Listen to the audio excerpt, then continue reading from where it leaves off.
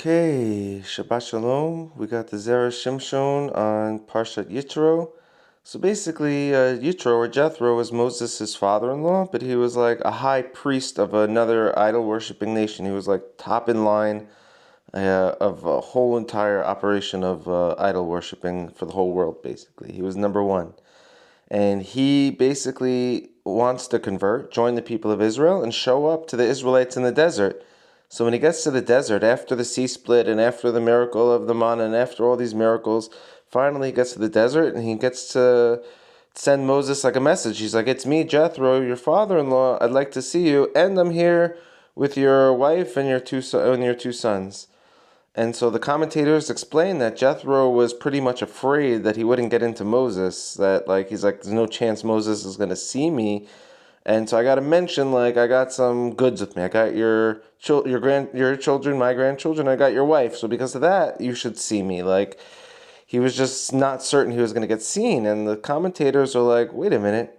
Why was Jethro concerned Moses wouldn't see him? First of all, he's the most important man alive for the world of Gentiles in the idol worshipping world.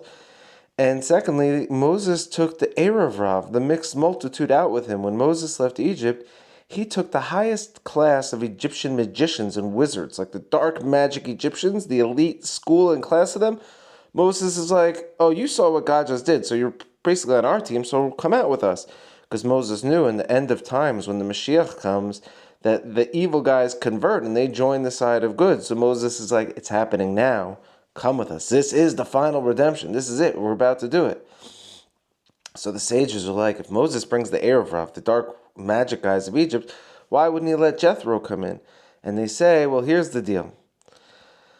The mixed multitude came in while the Egyptians were still sinning on a low level in Egypt. The splitting of the sea, the miracle didn't even happen yet. The manna didn't fall from the heavens yet. They didn't get the magical food. Basically, Israel was not where they are now. Right now, they're already in the days of their Messiah, Jethro said. And the whole world knows, we know, that when the days of the Messiah, when the Mashiach comes to Israel, there's going to be no more converts. No one's joining anymore. It's not happening. It gets cut off from conversion. The Jewish people are locked in, and everyone else becomes a different status. It's not Jewish anymore. We saw it in the times of King Solomon, and we're going to see it in the times of the future Mashiach. No converts allowed. Why? You're going to have billions of people who be like, well, we want in, so we want to convert. We want to live in Jerusalem. We want to be with the third temple. It's like, sorry, guys, just not enough room. It's not possible. But what does happen is, Rav Tzadok HaKohen teaches us, and based on prophecies, is that the Jewish people get elevated, become like priests, and the whole world becomes like the Jewish people. And Israel gets called Jerusalem, and the whole world gets called Israel. Everyone levels up. So Jethro is coming into the picture. He's like, I missed the cutoff. The Mashiach's here. The Geula's here already. There's no more converts. I'm not in anymore. They're going to tell me to stay where I am, and they'll come to me. They'll send the message to me.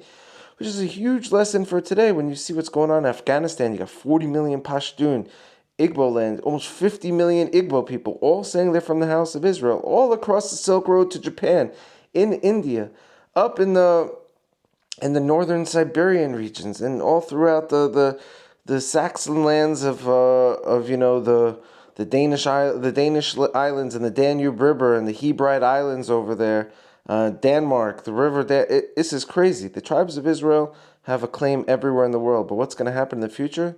There's going to be a commonwealth again. The whole house of Israel. Sorry about that. The whole house of Israel will form into a global family again, and the Jewish people will be at the center, and the whole world will be in on it. And it's not going to be a Zionistic conquest, and it's not going to be a takeover, but everyone's going to be in on it, because soon there will be a Mashiach that will reveal himself, and we're hoping onto it. Let's go.